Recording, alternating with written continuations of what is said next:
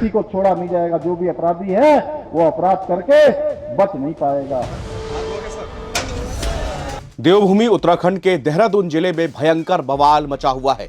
यहां पर दो गुटों में खूनी संघर्ष के बाद सांप्रदायिक तनाव चरम पर है। इंटरनेट बंद कर दिया गया है। चप्पे चप्पे पर पुलिस बल तैनात है। देहरादून के विकास नगर क्षेत्र के एक हिंदूवादी संगठन के नेता की हत्या के बाद यह पूरा तनाव बढ़ा है।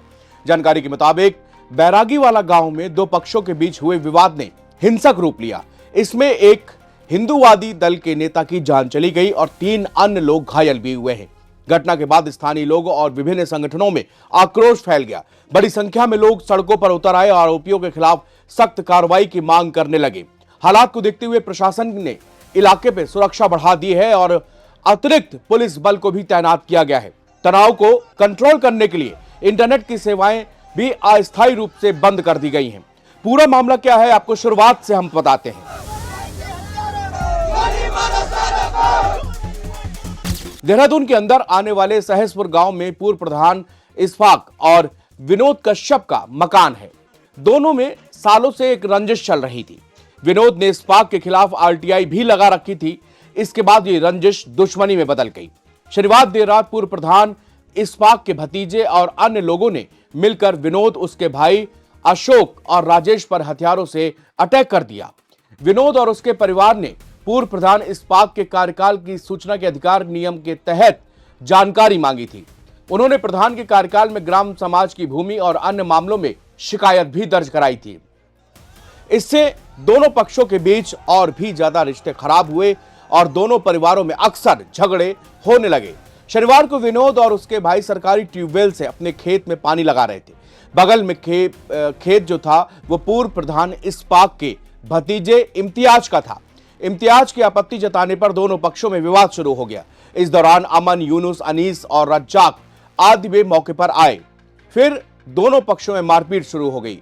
आरोप है कि इम्तियाज और उसके साथियों ने विनोद, अशोक और राजेश पर भारी धारदार हथियारों से हमला बोल दिया। रज्जाक ने विनोद के सिर पर हथौड़े से वार किए। अन्य दोनों भाइयों को भी जमकर पीटा। घायल अवस्था में तीनों भाइयों को हरबर्टपुर स्थित लेहमन अस्पताल में भर्ती कराया गया। अस्पताल में उपचार के दौरान विनोद की मौत हो गई और जैसे ये खबर पूरे जिले में फैली वैसे बवाल शुरू हो गया। बजरंग दल, विश्व हिंदू परिषद और कुछ संत गांव में पहुंचे। गांव में पहले से ही हिंदू समाज के लोगों में भीड़ जमा थी। लोग आक्रोशित थे और हाथों में लाठी डंडे लिए हुए थे। सूचना पर सहसपुर, विकासनगर और सलाकुई कालसी की पुलिस मौके पर पहुंची। कार्यकर्ता उग्र होकर मस्जिद की ओर बढ़ने लगे। कार्यकर्ताओं ने मस्जिद को नुकसान पहुंचाने का भी प्रयास किया। इस दौरान मस्जिद के आसपास से कार्यकर्ताओं पर कांच की बोतलें और पत्थर भी फेंके गए। इससे पुलिसकर्मी और कार्यकर्ता बाल बाल बचे। इसके बाद भीड़ आरोपी के मकान की ओर घुसने लगी। कुछ संत भी गांव के भीतर जाने का प्रयास कर रहे थे। पुलिस ने बड़ी मुश्किल से उन्हें काबू में किया, समझाया। कुछ कार्यकर्ता दूर पावंटो राजमार्ग में वहां पर बैठ गए। ये राजमार्ग में बैठ जाने के बाद वहां पर पूरी तरह से वाहनों की आवाजाही रुक गई। कार्यकर्ताओं का दूसरा ग्रुप आरोपी के मकान तक जाने का प्रयास कर रहा था। अस्पताल में भर्ती दोनों घायलों की हालत भी अभी गंभीर बनी हुई है। एसपी देहात पंकज गैरेला मौके पर पहुंचकर कार्यकर्ताओं को समझा रहे हैं लगातार ताकि यह स्थिति आगे और या कि पूरे उत्तराखंड में ना फैल सके। गांव में सांप्रदायिक तनाव की स्थिति बनी हुई है। वहीं पर आसपास के थानों और पीएसी बल को बाकायदे वहां पर तैनात किया गया है।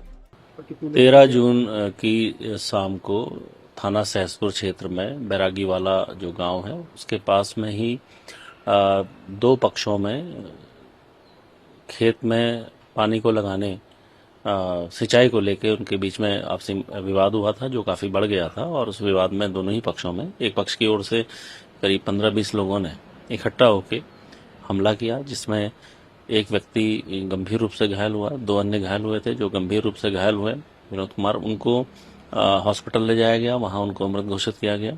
उसकी तुरंत बाद पुलिस के द्वारा सभी आरोपियों के खिलाफ सख्त धाराओं में अभियोग पंजीकृत किया गया है।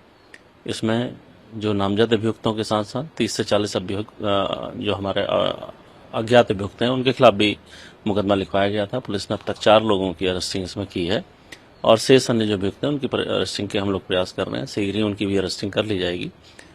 इसमें जो भी लोग सम्मिलित हैं उनके खिलाफ सख्त वैधानिक कार्रवाई सुनिश्चित करें, ये मेरा प्रयास रहेगा। और किसी को भी अगर कोई इस तरीके की घटना को करने के बाद बचने की कोशिश करेगा, उसके खिलाफ सख्त कार्रवाई करें। 4 लोगों की गिरफ्तारी की जा चुकी जी, अब तक 4 लोगों की गिरफ्तारी की जा चुकी है। है। किन धाराओं के अंदर इन पे ये धारा 103 बीएनएस के तहत ये बड़ी कार्रवाई की गई है। इसमें हत्या की और बलवा और अन्य धाराओं में मुकदमा कायम किया गया है। तो 4 लोगों की अब इसमें अरेस्टिंग की गई है। शीघ्र ही अन्य लोगों की भी अरेस्टिंग की जाएगी।